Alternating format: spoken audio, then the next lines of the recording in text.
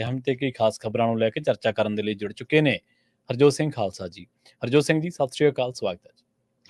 ਸਤਿ ਸ਼੍ਰੀ ਅਕਾਲ, ਧੰਨਵਾਦ ਜੀ ਆਇਆਂ ਨੂੰ। ਪੰਜਾਬੀ ਰੇਡੀਓ ਯੂਐਸਏ ਦੇ ਜਿੰਨੇ ਵੀ ਸਰੋਤੇ ਸਾਡੇ ਸਾਰੇ ਹੀ AM ਸਟੇਸ਼ਨਸ, FM ਸਟੇਸ਼ਨਸ, ਘਰਾਂ ਦੇ ਵਿੱਚ ਰੇਡੀਓ ਸੈਟਸ ਦੇ ਰਾਹੀਂ, ਟੈਲੀਫੋਨ ਦੇ ਰਾਹੀਂ, ਫੇਸਬੁੱਕ, YouTube ਤੇ ਲਾਈਵ ਦੇਖ ਰਹੇ ਹੋ, ਸੁਣ ਰਹੇ ਹੋ, ਸਾਰਿਆਂ ਨੂੰ ਜੀ ਆਇਆਂ ਨੂੰ ਤੇ ਬਹੁਤ ਹੀ ਪਿਆਰ ਤੇ ਸਤਿਕਾਰ ਭਰੀ ਸਤਿ ਸ਼੍ਰੀ ਅਕਾਲ। ਸਰੋਤਿਓ, ਅੱਜ ਅਕਤੂਬਰ ਦੀ 11 ਤਰੀਕ ਆ, ਦਿਨ ਸ਼ੁੱਕਰਵਾਰ ਆ। ਤੁਹਾਡੇ ਲਈ ਸ਼ਾਮ ਦਾ ਅਪਡੇਟ ਕੈਲੀਫੋਰਨੀਆ ਪ੍ਰੋਗਰਾਮ ਲੈ ਕੇ ਹਾਜ਼ਰ ਹੋਏ ਹਾਂ ਜੀ। ਅਪਡੇਟ ਕੈਲੀਫੋਰਨੀਆ ਪ੍ਰੋਗਰਾਮ ਨੂੰ ਸਪਾਂਸਰ ਕਰਦੇ ਨੇ ਖਾਲਸਾ ਇੰਸ਼ੋਰੈਂਸ ਏਜੰਸੀ ਵਾਲੇ, ਜਿਨ੍ਹਾਂ ਤੋਂ ਤੁਸੀਂ ਹਰ ਤਰੀਕੇ ਦੀ ਇੰਸ਼ੋਰੈਂਸ ਲੈ ਸਕਦੇ ਹੋ। ਇੰਸ਼ੋਰੈਂਸ ਬਾਰੇ ਪਤਾ ਕਰਨ ਦੇ ਲਈ ਇਹਨਾਂ ਦਾ ਨੰਬਰ ਹੈ 468-272-2500। ਇਹ 1992 ਤੋਂ ਲਗਾਤਾਰ ਇੰਸ਼ੋਰੈਂਸ ਬਿਜ਼ਨਸ ਦੇ ਵਿੱਚ ਸ਼ਾਨਦਾਰ ਸੇਵਾਵਾਂ ਦੇ ਰਹੇ ਨੇ ਤੇ ਅਮਰੀਕਾ ਭਰ ਦੇ ਵਿੱਚ ਇੰਸ਼ੋਰੈਂਸ ਕਰਦੇ ਨੇ। ਓਬਾਮਾ ਕੇਅਰ, ਮੈਡੀਕੇਅਰ ਜਾਂ ਫਿਰ ਕਵਰਡ ਕੈਲੀਫੋਰਨੀਆ ਬਾਬਤ ਪਾਲਿਸੀ ਕਰਵਾਉਣ ਦੇ ਲਈ, ਸਲਾਹ ਲੈਣ ਦੇ ਲਈ ਅੱਜ ਹੀ ਕਾਲ ਕਰੋ 468-272-2500 ਤੇ। ਟਰਕੀਅਨ ਇਮੀਗ੍ਰੇਸ਼ਨ ਲਾ ਫਰਮ ਵਾਲੇ, ਜੇ ਟਰਕੀਅਨ ਟੌਰੀ ਟਰਕੀਅਨ ਦੇ ਨਾਲ ਤੁਸੀਂ ਯੂਐਸ ਇਮੀਗ੍ਰੇਸ਼ਨ ਬਾਬਤ ਕੋਈ ਵੀ ਸਲਾਹ ਕਰਨੀ ਹੈ ਤੇ ਇਹਨਾਂ ਦਾ ਨੰਬਰ ਹੈ 415-909-0503। ਗੁਰਬਚਨ ਸਿੰਘ ਨਾਗਰਾ ਸੈਕਰਾਮੈਂਟੋ, ਸਰਬਜੀਤ ਸਿੰਘ ਤੇ ਕੁਲਵਿੰਦਰ ਸਿੰਘ ਧੂਤ, ਸੁਰਜੀਤ ਸਿੰਘ ਚਾਹਲ ਯੂਬਾ ਸਿਟੀ, ਗੁਰਦੇਵ ਸਿੰਘ ਸੋਹਲ ਐਂਟੀਲਿਊਬ, ਸਰਬਜੀਤ ਸਿੰਘ ਤੇ ਪਰਿਵਾਰ ਐਲਗਰੋਵ, ਕਮਲਜੀਤ ਸਿੰਘ ਮੱਖਣ ਦੌਲਤਪੁਰੀਆ ਮੈਂਟਿਕਾ, ਬਿਸਲਾ ਪਰਿਵਾਰ ਫਰੈਜ਼ਨੋ ਤੇ ਕੁਲਦੀਪ ਸਿੰਘ ਸੰਘਾ, ਧਰਮ ਸਿੰਘ ਸੰਘਾ ਬੇਕਰਸਫੀਲਡ ਤੋਂ। ਇਹਨਾਂ ਸਾਰੇ ਹੀ ਸਪਾਂਸਰਸ ਦਾ ਬਹੁਤ ਬਹੁਤ ਧੰਨਵਾਦ। ਤੇ ਜੇਕਰ ਤੁਸੀਂ ਵੀ ਪੰਜਾਬੀ ਰੇਡੀਓ ਐਸਏ ਦੇ ਇਹਨਾਂ ਪ੍ਰੋਗਰਾਮਾਂ ਨੂੰ ਸਪਾਂਸਰ ਕਰਨਾ ਚਾਹੁੰਦੇ ਹੋ ਤਾਂ ਸਟੂਡੀਓ ਦਾ ਨੰਬਰ ਹੈ 468-272-5200 ਜੀ। ਅੱਜ ਦੀਆਂ ਖਬਰਾਂ ਵੱਲ ਚੱਲੀਏ ਤੇ ਯੂਬਾ ਸਿਟੀ ਤੋਂ ਇਹ ਖਬਰ ਆ ਰਹੀ ਹੈ ਕਿ ਯੂਬਾ ਸਿਟੀ ਦੇ ਵਿੱਚ ਸ਼ੂਟਿੰਗ ਹੋਈ ਹੈਗੀ ਆ ਤੇ ਸ਼ੂਟਿੰਗ ਦੇ ਨਾਲ ਇੱਕ ਜਾਣੇ ਦੀ ਮੌਤ ਵੀ ਹੋਈ ਹੈਗੀ ਆ। ਯੂਬਾ ਸਿਟੀ ਦੀ ਪੁਲਿਸ ਦੇ ਮੁਤਾਬਕ ਕੱਲ ਰਾਤੀ, ਵੀਰਵਾਰ ਰਾਤੀ 11 ਵਜੇ ਦੇ ਕਰੀਬ ਵਿਲਸਨ ਐਵਨਿਊ ਦੇ ਉੱਤੇ ਇਹ ਸ਼ੂਟਿੰਗ ਹੋਈ ਆ, ਜਿਹਦੇ ਨਾਲ 42 ਸਾਲਾਂ ਦਾ ਇੱਕ ਬੰਦਾ ਸਾਈਡ ਵਾਕ ਦੇ ਉੱਤੇ ਮਰਿਆ ਪਾਇਆ ਗਿਆ ਵਿਦ ਇਹ ਗਨ ਸ਼ਾਟ ਵੂੰਡ, ਤੇ ਉਹਨੂੰ ਉੱਥੇ ਮੌਕੇ ਤੇ ਹੀ ਮ੍ਰਿਤਕ ਜਿਹੜਾ ਆ ਐਲਾਨ ਕਰ ਦਿੱਤਾ ਗਿਆ ਹੈਗਾ। ਯੂਨੀਵਰਸਿਟੀ ਦੀ ਪੁਲਿਸ ਡਿਪਾਰਟਮੈਂਟ ਇਸ ਦੀ ਇਨਵੈਸਟੀਗੇਸ਼ਨ ਕਰ ਰਹੀ ਆ ਤੇ ਜੇ ਕਿਸੇ ਨੂੰ ਇਹਦੇ ਬਾਰੇ ਜਾਣਕਾਰੀ ਹੋਵੇ ਤੇ ਯੂਨੀਵਰਸਿਟੀ ਦੀ ਪੁਲਿਸ ਡਿਪਾਰਟਮੈਂਟ ਨੂੰ 530 822 4661 ਤੇ ਕੰਟੈਕਟ ਕਰ ਸਕਦੇ ਹੋ। ਹਾਂਜੀ, ਬਿਲਕੁਲ।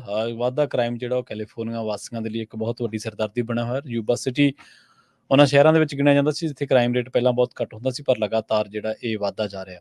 ਕੈਲੀਫੋਰਨੀਆ ਦੇ ਕ੍ਰਾਈਮ ਦੇ ਨਾਲ ਜੁੜੀ ਇੱਕ ਹੋਰ ਖਬਰ ਜਿਹੜੀ ਆ ਉਹ ਸਾਹਮਣੇ ਆ ਰਹੀ ਹੈ ਲਿਟਲ ਰੌਕ ਤੋਂ।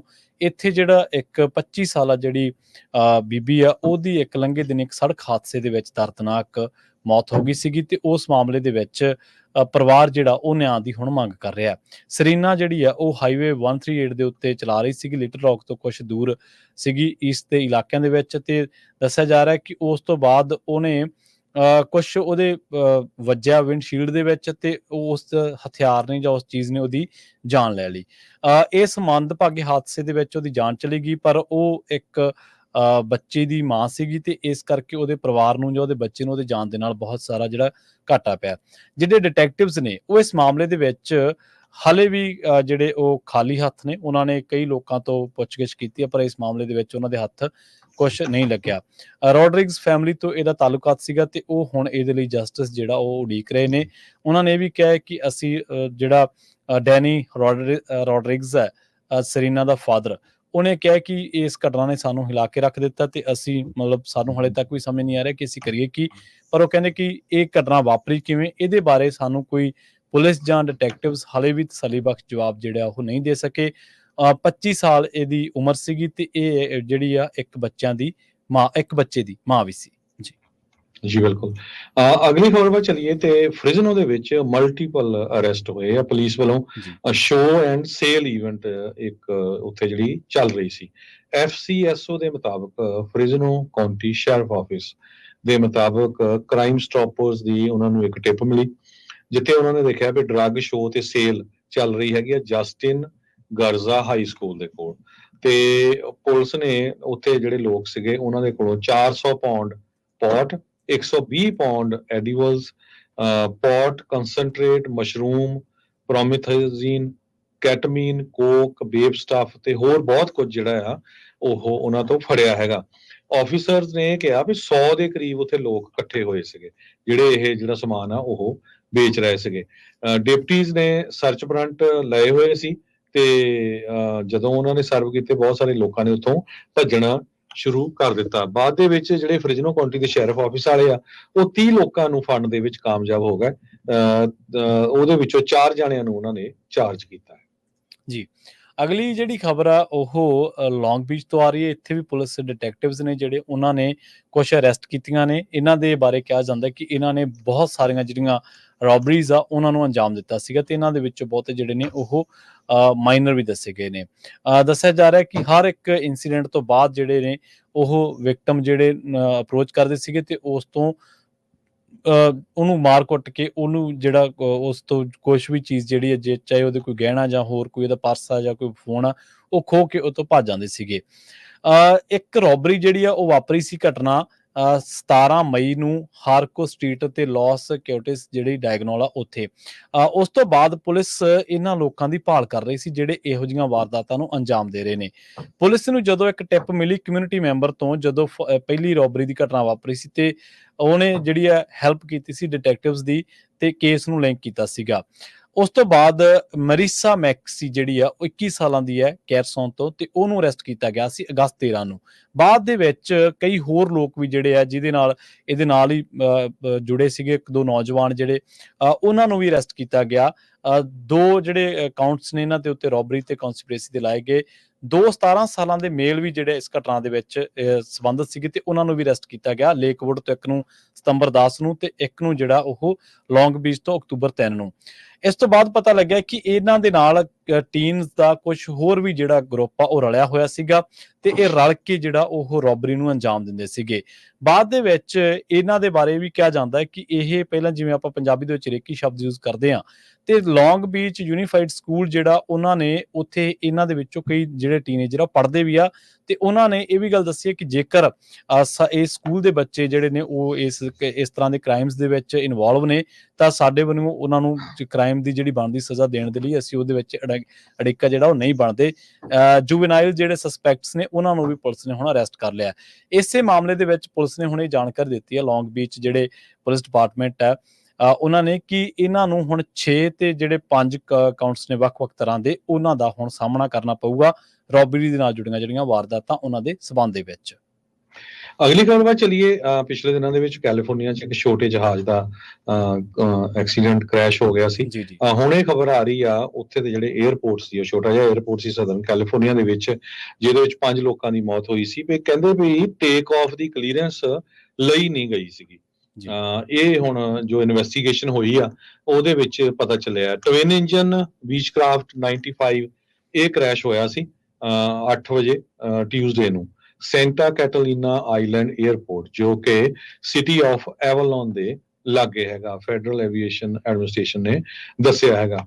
ਕਹਿੰਦੇ ਵੀ 에ਅਰਪੋਰਟ ਜਿਹੜਾ 5 ਵਜੇ ਦੇ ਕਰੀਬ ਆਪਰੇਟ ਕਰ ਰਿਹਾ ਸੀ, ਪਰ ਜੋ ਪਾਇਲਟ ਸੀ ਉਹਨਾਂ ਨੇ ਕਿਸੇ ਤਰ੍ਹਾਂ ਦਾ ਜਿਹੜਾ ਮੈਨੇਜਮੈਂਟ ਦੇ ਨਾਲ ਅਰੇਂਜਮੈਂਟ ਨਹੀਂ ਕੀਤਾ ਜੇ ਉਸ ਟਾਈਮ ਤੋਂ ਬਾਅਦ ਉਹਨਾਂ ਨੇ ਟੇਕ ਆਫ ਕਰਨਾ ਜਾਂ ਵਾਪਸ ਆਉਣਾ ਹੈਗਾ ਆ। ਅਥਾਰਟੀਜ਼ ਨੇ ਸਾਰੇ ਲੋਕ ਜਿਹੜੇ ਮਾਰੇ ਗਏ ਆ ਉਹਨਾਂ ਦੀ ਆਇਡੈਂਟੀ ਵੀ ਜਿਹੜੀ ਡਿਸਕਲੋਜ਼ ਕਰ ਦਿੱਤੀ ਹੈ। ਸੋ 5 ਜਣਿਆਂ ਦੀ ਟੋਟਲ ਮੌਤ ਹੋ ਗਈ ਆ। 4000 ਦੇ ਕਰੀਬ ਰੈਜ਼ੀਡੈਂਟਸ ਆ ਇਸ ਸੈਂਟਾ ਕੈਟਾਲੀਨਾ ਆਈਲੈਂਡ ਦੇ ਵਿੱਚ ਤੇ ਬਹੁਤ ਸਾਰੇ ਲੋਕ ਜੋ ਵੱਖ-ਵੱਖ ਏਰੀਏ ਤੋਂ ਇੱਥੇ ਬੋਟਿੰਗ, ਹਾਈਕਿੰਗ ਇਦਾਂ ਦੇ ਜਿਹੜੇ ਐਕਸਟਰਾ ਕਰਿਕੂਲਰ ਐਕਟੀਵਿਟੀਜ਼ ਆਪਾਂ ਕਹਿ ਸਕਦੇ ਆ ਉਹ ਕਰਨ ਆਉਂਦੇ ਹੈਗੇ ਜੀ। ਅਗਲੀ ਜਿਹੜੀ ਖਬਰ ਆ ਉਹ ਬਿਜ਼ਨਸ ਦੇ ਨਾਲ ਜੁੜੀ ਹੋਈ ਆ। 7-11 ਸਟੋਰਸ ਤੋਂ ਸਾਰੇ ਵਾਕਿਫ ਨੇ ਜਿੰਨੇ ਵੀ ਲੋਕ ਨੇ। ਹੁਣ ਐਲਾਨ ਹੋਇਆ ਜਿਹੜੇ ਪਰਫਾਰਮ ਨਹੀਂ ਕਰ ਰਹੇ 7-11 ਸਟੋਰਸ ਉਹਨਾਂ ਨੂੰ ਹੁਣ ਨਾਰਥ ਅਮਰੀਕਾ ਦੇ ਵਿੱਚ ਕੰਪਨੀ ਜਿਹੜੀ ਆ ਉਹ ਬੰਦ ਕਰਨ ਜਾ ਰਹੀ ਆ। ਕੰਪਨੀ ਨੇ ਲੰਘੇ ਦਿਨੀ ਕਨਵੀਨੀਅੰਸ ਸਟੋਰ ਬਾਰੇ ਇੱਕ ਬਹੁਤ ਵੱਡੀ ਜਿਹੜੀ ਅਨਾਉਂਸਮੈਂਟ ਉਹ ਕੀਤੀ ਆ। 7&i ਹੋਲਡਿੰਗਸ ਜਿਹੜੇ ਕਿ ਇਸ ਜਾਪਾਨ ਬੇਸਡ ਇੱਕ ਕੰਪਨੀ ਹੈ, ਪੇਰੈਂਟ ਕੰਪਨੀ ਹੈ ਤੇ ਉਹ ਇਹਨਾਂ ਨੂੰ ਓਨ ਕਰਦੀ ਆ।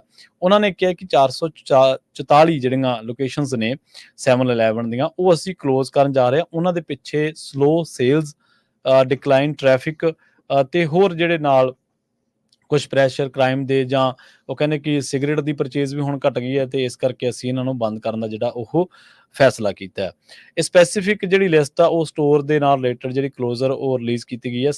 7-11 ਜਿਹੜਾ ਉਹਦੇ ਤਕਰੀਬਨ 13,000 ਲੋਕੇਸ਼ਨਸ ਨੇ ਸਾਰੇ US ਤੇ ਕੈਨੇਡਾ ਦੇ ਵਿੱਚ, ਤੇ ਇਹਦਾ ਮਤਲਬ ਇਹ ਹੈ ਕਿ ਇਹ 300% ਦੇ ਉੱਤੇ ਇੰਪੈਕਟ ਕਰੂ ਜਿਹੜਾ ਕੰਪਨੀ ਦਾ ਟੋਟਲ ਪੋਰਟਫੋਲੀਓ ਹੈ। 21,000 ਸ਼ਾਪਸ ਇਹਨਾਂ ਦੀਆਂ ਜਾਪਾਨ ਦੇ ਵਿੱਚ ਨੇ। ਨਾਰਥ ਅਮਰੀਕਨ ਇਕਨੋਮੀ ਜਿਹੜੀ ਆ ਉਹਦੇ ਬਾਰੇ ਦੱਸਿਆ ਜਾ ਰਿਹਾ ਕਿ ਕੁਝ ਜਿਹੜੀਆਂ ਉੱਪਰ ਥੱਲੇ ਆਉਣ ਕਰਕੇ ਸਟੋਰ ਨੇ ਦੱਸਿਆ ਕਿ ਬਹੁਤ ਗਾਹਕਾਂ ਦੀ ਕਮੀ ਦੇਖੀ ਜਾ ਰਹੀ ਆ, ਲੋਕ ਜੇਬ ਦੇ ਵਿੱਚੋਂ ਪੈਸਾ ਨਹੀਂ ਕੱਢ ਰਹੇ ਤੇ ਇਸ ਕਰਕੇ ਬਹੁਤ ਸਾਰੇ ਸਟੋਰਸ ਦੇ ਉੱਤੇ ਲੁੱਟਮਾਰ ਦੀਆਂ ਵਾਰਦਾਤਾਂ ਵੀ ਵਾਪਰੀਆਂ ਨੇ, ਕ੍ਰਾਈਮ ਵੀ ਇੱਕ ਜਿਹੜਾ ਕਾਰਨ ਆ ਉਹ ਹੋ ਰਿਹਾ। ਹੁਣ ਜਿਹੜਾ ਦੱਸਿਆ ਜਾ ਰਿਹਾ ਕਿ 7-Eleven ਜਿਹੜਾ ਉਹ ਕੰਟੀਨਿਊ ਕਰੂਗਾ ਇਨਵੈਸਟ ਜਿਹੜਾ ਉਹ ਫੂਡ ਦੇ ਵਿੱਚ ਯੂਨਾਈਟਿਡ ਸਟੇਟਸ ਦੇ ਵਿੱਚ, ਜਿਹੜਾ ਕਿ ਹਾਈਐਸਟ ਸੈਲਿੰਗ ਕੈਟਾਗਰੀ ਇੱਥੇ ਮੰਨਿਆ ਜਾਂਦਾ ਗਾਹਕਾਂ ਦੇ ਪੱਖ ਤੋਂ। ਸੋ ਬਹੁਤ ਵੱਡੀ ਖਬਰ ਆ, ਆਪਣੇ ਪੰਜਾਬੀ ਭਾਈਚਾਰੇ ਦੇ ਜਿਹੜੇ ਲੋਕ ਨੇ ਉਹ ਵੀ 7-Eleven ਦੇ ਇਸ ਕਾਰੋਬਾਰ ਦੇ ਨਾਲ ਜੁੜੇ ਹੋਏ ਨੇ ਵੱਡੀ ਪੱਧਰ ਦੇ ਉੱਤੇ। 444 ਲੋਕੇਸ਼ਨਸ ਨੇ ਜਿਹੜੀਆਂ ਪੂਰੇ ਅਮਰੀਕਾ ਤੇ ਕੈਨੇਡਾ ਦੇ ਵਿੱਚ 13,000 ਦੇ ਵਿੱਚੋਂ ਇਹਨਾਂ ਨੇ ਮਾਰਕ ਕੀਤੀਆਂ ਨੇ, ਜਿਨ੍ਹਾਂ ਨੂੰ ਇਹ ਬੰਦ ਕਰਨ ਜਾ ਰਹੇ ਨੇ। ਕੈਲੀਫੋਰਨੀਆ ਦੇ ਸੈਨੇਟ ਨੇ ਇੱਕ ਕੰਟਰੋਵਰਸ਼ੀਅਲ ਫਿਊਲ ਰਿਜ਼ਰਵ ਬਿੱਲ ਜੋ ਆ ਉਹ ਪਾਸ ਕੀਤਾ ਹੈਗਾ। ਇਸ ਬਿੱਲ ਨੂੰ ਕੈਲੀਫੋਰਨੀਆ ਦੇ ਗਵਰਨਰ ਗੈਬਨ ਨਿਊਸਮ ਹੋਣਾ ਨੇ ਤੇ ਅਸੈਂਬਲੀ ਸਪੀਕਰ ਰਾਬਰਟ ਰਿਵਰਸ ਜੋ ਡੈਮੋਕ੍ਰੇਟ ਹੈਗੇ ਸਲੀਨਸ ਤੋਂ, ਉਹਨਾਂ ਨੇ ਸਪੀਅਰ ਹੈਡ ਕੀਤਾ ਸੀਗਾ। ਤੇ ਉਹ ਇਸ ਦੇ ਮੁਤਾਬਕ ਕੈਲੀਫੋਰਨੀਆ ਐਨਰਜੀ ਕਮਿਸ਼ਨ ਉਹਨਾਂ ਰਿਫਾਈਨਰੀਜ਼ ਨੂੰ ਰਿਕੁਆਇਰ ਕਰੂਗਾ ਕਿ ਜਦੋਂ ਤੁਹਾਡੀ ਮੇਨਟੇਨੈਂਸ ਹੁੰਦੀ ਉਸ ਟਾਈਮ ਦੇ ਉੱਤੇ ਤੁਹਾਡਾ ਐਕਸਟਰਾ ਜਿਹੜੇ ਰਿਜ਼ਰਵ ਆ ਉਹ ਤੁਹਾਡੇ ਪਏ ਹੋਣੇ ਚਾਹੀਦੇ ਆ, ਕਿਉਂਕਿ ਕੀ ਹੁੰਦਾ ਆ ਮੁੜ ਕੇ ਜਿਹੜੀਆਂ ਗੈਸ ਦੀਆਂ ਪ੍ਰਾਈਸਿਸ ਚੜ ਜਾਂਦੀਆਂ ਹੈਗੀਆਂ। ਤੇ ਉਹ ਕਹਿੰਦੇ ਵੀ ਜਿਹੜੀਆਂ ਰਿਫਾਈਨਰੀਜ਼ ਇਸ ਨੂੰ ਨਹੀਂ ਮੰਨਣਗੀਆਂ ਉਹਨਾਂ ਦੇ ਉੱਤੇ ਬਹੁਤ ਵੱਡਾ ਜਿਹੜਾ ਫਾਈਨ ਆ ਲਾਇਆ ਜਾਊਗਾ। ਕੈਲੀਫੋਰਨੀਆ ਇੱਕ ਸਟੈਪ ਕਲੋਜ਼ਰ ਹੋ ਗਿਆ ਫॉर ਪ੍ਰੋਟੈਕਸ਼ਨ। ਉਹ ਇਹਦੇ ਲਈ ਪਈ ਬਿਗ ਆਇਲ ਪ੍ਰਾਈਸਿਸ ਜੋ ਆ ਉਹ ਬਾਅਦ ਦੇ ਵਿੱਚ ਸਪਾਈਕ ਨਾ ਹੋਣ। ਸੈਨੇਟ ਦੇ ਵਿੱਚ ਇਸ ਬਿੱਲ ਨੂੰ ਪਾਸ ਕਰ ਦਿੱਤਾ ਗਿਆ ਤੇ ਕਹਿੰਦੇ ਭਈ ਇਹਦੇ ਨਾਲ $2 ਬਿਲੀਅਨ ਦੇ ਕਰੀਬ ਜਿਹੜੇ ਕੰਜ਼ਿਊਮਰਸ ਆ ਉਹਨਾਂ ਨੂੰ ਫਾਇਦਾ ਹੋਊਗਾ। ਸੈਨੇਟਰ ਡੇ ਮਿਨ ਜੋ ਡੈਮੋਕ੍ਰੇਟ ਇਰਵਾਈਨ ਤੋਂ ਹੈਗੇ ਆ, ਉਹਨਾਂ ਨੇ ਇਸ ਹੱਕ ਦੇ ਵਿੱਚ ਵੋਟ ਨਹੀਂ ਪਾਈ ਹੈਗੀ। ਇਹ ਸੇਮ ਟਾਈਮ ਦੇ ਉੱਤੇ ਕਹਿੰਦੇ ਭਈ ਇਹ ਅਕਤੂਬਰ 2024 ਦੇ ਵਿੱਚ ਜਿਹੜਾ ਐਡਵਾਂਸ ਕਰ ਗਿਆ ਹੈਗਾ ਆ ਤੇ ਮੋਸਟ ਪ੍ਰੋਬਬਲੀ ਕਹਿੰਦੇ ਜਨਵਰੀ 2025 ਦੇ ਵਿੱਚ ਇਹ ਲਾਗੂ ਹੋ ਜਾਊਗਾ। ਜੀ, ਅਗਲੀ ਖਬਰ ਜਿਹੜੀ ਆ ਐਲਏ ਤੋਂ ਆ ਰਹੀ ਹੈ, ਇਸ ਟਾਈਮ ਦੀ ਬ੍ਰੇਕਿੰਗ ਨਿਊਜ਼ ਵੀ ਕਹੀ ਜਾ ਸਕਦੀ ਹੈ, ਤਾਜ਼ਾ ਖਬਰ ਹੈ। ਤੇ ਉਸ ਖਬਰ ਦੇ ਮੁਤਾਬਕ ਐਲਏ ਦੇ ਵਿੱਚ ਇੱਕ ਜਿਹੜਾ ਰੋਡ ਰੇਜ ਹਾਦਸਾ ਉਸ ਨੂੰ ਅੰਜਾਮ ਦਿੱਤਾ ਗਿਆ ਤੇ ਉਸ ਤੋਂ ਬਾਅਦ ਇੱਕ ਬੰਦੇ ਦੀ ਮੌਤ ਹੋ ਗਈ ਆ ਤੇ ਇੱਕ ਜਾਣੇ ਨੂੰ ਹਸਪੀਟਲਾਈਜ਼ ਜਿਹੜਾ ਉਹ ਕਰਾਉਣਾ ਪਿਆ। ਇਨਵੈਸਟੀਗੇਟਰ ਜਿਹੜੇ ਨੇ ਉਹ ਇਸ ਮਾਮਲੇ ਦੇ ਵਿੱਚ 2 ਜਿਹੜੇ ਸ਼ੱਕੀ ਨੇ ਉਹਨਾਂ ਨੂੰ ਲੱਭ ਰਹੇ ਨੇ। ਪੁਲਿਸ ਦੇ ਦੱਸਣ ਦੇ ਮੁਤਾਬਕ ਇਹ ਘਟਨਾ 4 ਵਜੇ ਹੁਣੇ ਥੋੜਾ ਸਮਾਂ ਪਹਿਲਾਂ ਵਾਪਰੀ ਆ, ਨਾਰਥ ਬਾਉਂਡ 5 ਫਰੀਵੇ ਦੇ ਉੱਤੇ ਤੇ ਬੋਇਲ ਹਾਈਟਸ ਦੇ ਇਲਾਕਿਆਂ ਦੇ ਵਿੱਚ। ਦੱਸਿਆ ਜਾ ਰਿਹਾ ਕਿ ਜਦੋਂ ਇੱਕ ਮਾਮੂਲੀ ਗੱਲਬਾਤ ਤੋਂ ਬਾਅਦ ਇਹ ਸ਼ੂਟਿੰਗ ਦੀ ਵਾਰਦਾਤ ਵਾਪਰੀ ਤੇ ਇੱਕ ਜਿਹੜੀ ਕਾਰ ਆ 골ਡ ਕਲਰ ਦੀ ਤੇ ਉਸ ਕਾਰ ਦੇ ਵਿੱਚੋਂ ਸਵਾਰ ਕੁਝ ਕੁ ਜਿਹੜੇ ਸ਼ੱਕੀ ਨੇ ਉਹਨਾਂ ਨੇ ਇੱਕ ਡਾਰਕ ਐਸਯੂਵੀ ਜਿਹੜੀ ਆ ਉਹਦੇ ਵਿੱਚ ਬੈਠੇ ਪੈਸੇਂਜਰਸ ਨੂੰ ਨਿਸ਼ਾਨਾ ਬਣਾਇਆ ਤੇ ਉਹਨਾਂ ਦੇ ਉੱਤੇ ਗੋਲੀਆਂ ਚਲਾ ਦਿੱਤੀਆਂ। ਉਸ ਤੋਂ ਬਾਅਦ ਇਹਦੇ ਵਿੱਚ ਇੱਕ ਜਾਣੇ ਦੀ ਮੌਤ ਹੋ ਗਈ, ਜਿਹਦੇ ਬਾਰੇ ਕਿਹਾ ਜਾ ਰਿਹਾ ਕਿ ਇਸ ਬੰਦੇ ਦੀ ਹਜੇ ਪਛਾਣ ਨਹੀਂ ਦੱਸੀ ਗਈ।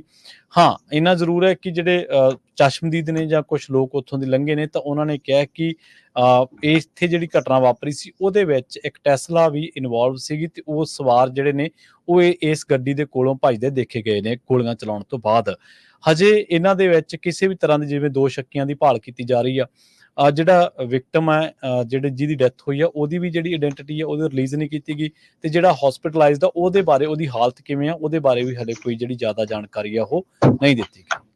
ਕੈਲੀਫੋਰਨੀਆ ਦੀ ਇਕਨੋਮੀ ਪ੍ਰੈਜ਼ੀਡੈਂਸ਼ੀਅਲ ਰੇਸ ਦੇ ਉੱਤੇ ਡਿਪੈਂਡ ਕਰੂਗੀ। ਇਹ ਕੈਲੀਫੋਰਨੀਆ ਦੇ ਗਵਰਨਰ ਗੈਬਨ ਨਿਊਸਮ ਨੇ ਇੱਕ ਪ੍ਰੈਸ ਕਾਨਫਰੰਸ ਦੇ ਦੌਰਾਨ ਦੱਸਿਆ ਆ। ਕਹਿੰਦੇ ਭਈ ਆਉਣ ਵਾਲੇ ਜਦੋਂ ਉਹਨਾਂ ਨੂੰ ਕੁਐਸਚਨ ਪੁੱਛਿਆ ਗਿਆ ਵੀ ਤੁਹਾਡੇ ਹੁਣ 2 ਸਾਲ ਰਹਿ ਗਏ ਕੀ ਕਰੋਗੇ, ਕੈਲੀਫੋਰਨੀਆ ਦੀ ਇਕਨੋਮੀ ਕਿੱਧਰ ਨੂੰ ਜਾ ਰਹੀ ਆ, ਬੜੀਆਂ ਪ੍ਰੋਬਲਮ ਆ, ਤੇ ਉਹ ਕਹਿੰਦੇ ਵੀ ਜਿਹੜੇ ਆਉਣ ਵਾਲੇ 3-4 ਹਫ਼ਤੇ ਆ ਇਹਨਾਂ ਦੇ ਉੱਤੇ ਹੀ ਡਿਪੈਂਡ ਕਰੂਗਾ।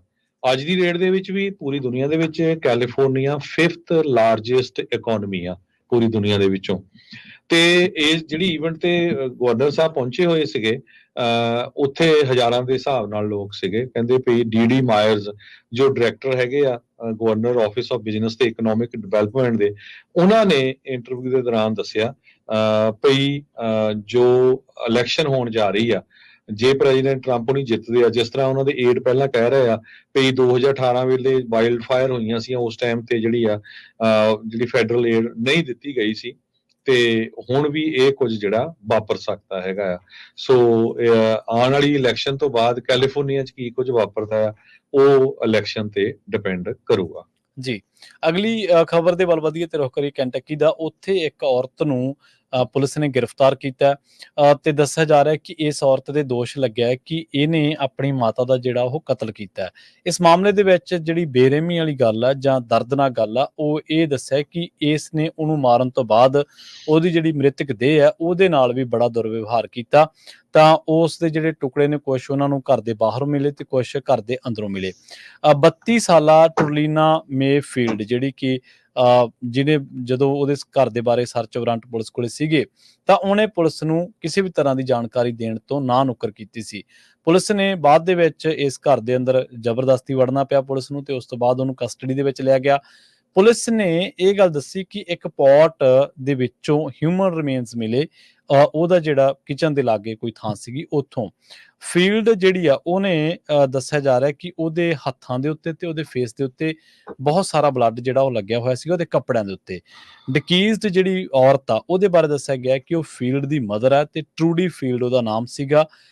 ਇੱਕ ਬੰਦਾ ਜਿਹਨੇ ਇਸ ਘਰ ਦੇ ਵਿੱਚ ਇਸ ਵਾਰਦਾਤ ਦਾ ਝਗੜਾ ਦਾ ਕੁਛ ਰੌਲਾ ਪੈਣ ਤੋਂ ਬਾਅਦ ਜਾਂ ਕੋਈ ਸ਼ੱਕੀ ਹੋਣ ਤੋਂ ਬਾਅਦ ਪੁਲਿਸ ਨੂੰ ਕਾਲ ਕੀਤਾ ਸੀਗਾ ਤੇ ਉਸ ਤੋਂ ਬਾਅਦ ਪੁਲਿਸ ਨੇ ਜਦੋਂ ਦਰਵਾਜ਼ਾ ਖੜਕਾਇਆ ਤਾਂ ਇਸ ਕੁੜੀ ਨੇ 32 ਸਾਲਾ ਓਲਡ ਜਿਹੜੀ 32 ਸਾਲਾਂ ਦੀ ਹੈ ਟਰਲੀਨਾ ਮੇਫੀਲਡ, ਇਹਨੇ ਪੁਲਿਸ ਨੂੰ ਕਿਸੇ ਵੀ ਤਰ੍ਹਾਂ ਦੀ ਜਿਹੜੀ ਸਹਿਯੋਗ ਆ ਉਹਨੂੰ ਨਾ ਨੁੱਕਰ ਕੀਤੀ ਸੀਗੀ। ਇਹ ਘਟਨਾ ਜਿਹੜੀ ਵਾਪਰੀ ਆ ਉਹ ਬਰੇਲੀ ਰਿਜ ਜਿਹੜੀ ਰੋਡ ਆ ਮਾਊਂਟ ਓਲੀਵੇਟ ਦੇ ਇਲਾਕਿਆਂ ਦੇ ਵਿੱਚ ਉੱਥੇ ਇੱਕ ਘਰ ਦੇ ਵਿੱਚ ਵਾਪਰੀ ਆ। ਘਰ ਦੇ ਵਿੱਚ ਕੁਝ ਸ਼ੱਕੀ ਚੀਜ਼ਾਂ ਵੇਖਣ ਤੋਂ ਬਾਅਦ ਫਿਰ ਪੁਲਿਸ ਨੇ ਇਹਨੂੰ ਹਿਰਾਸਤ ਦੇ ਵਿੱਚ ਲੈ ਲਿਆ।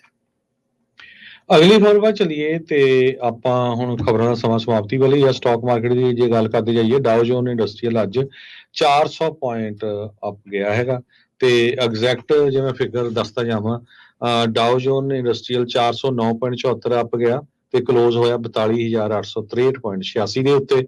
ਨੈਸਡੈਕ ਜੋ ਆ ਉਹ 0.33% ਅਪ ਗਿਆ ਤੇ ਕਲੋਜ਼ ਹੋਇਆ 18,342.94 ਦੇ ਉੱਤੇ।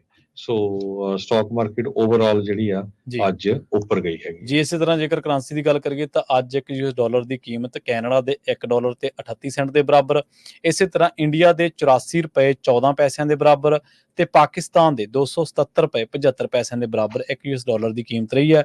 ਲੰਘੇ ਦਿਨਾਂ ਤੋਂ ਆਪਾਂ ਯੂਐਸ ਡਾਲਰ ਦੀ ਕੀਮਤ ਬਾਰੇ ਤੁਹਾਨੂੰ ਲਗਾਤਾਰ ਹਰ ਪ੍ਰੋਗਰਾਮ ਦੇ ਵਿੱਚ ਦੱਸੀ ਦਈ ਹੈ। ਇੰਡੀਅਨ ਜਿਹੜਾ ਰੁਪਈਆ ਤੇ ਉਹ 83 ਰੁਪਏ 98-99 ਪੈਸਿਆਂ ਤੇ ਬਹੁਤ ਦਿਨ ਚੱਲਦਾ ਰਿਹਾ, ਤਕਰੀਬਨ 84 ਰੁਪਏ ਤੇ ਅੱਜ ਇੱਕ ਯੂਐਸ ਡਾਲਰ ਦੀ ਕੀਮਤ ਉਹਨੂੰ ਪਾਰ ਕਰ ਚੁੱਕੀ ਹੈ, 84 ਰੁਪਏ 14 ਪੈਸੇ ਹੋ ਚੁੱਕੀ ਹੈ ਜੀ।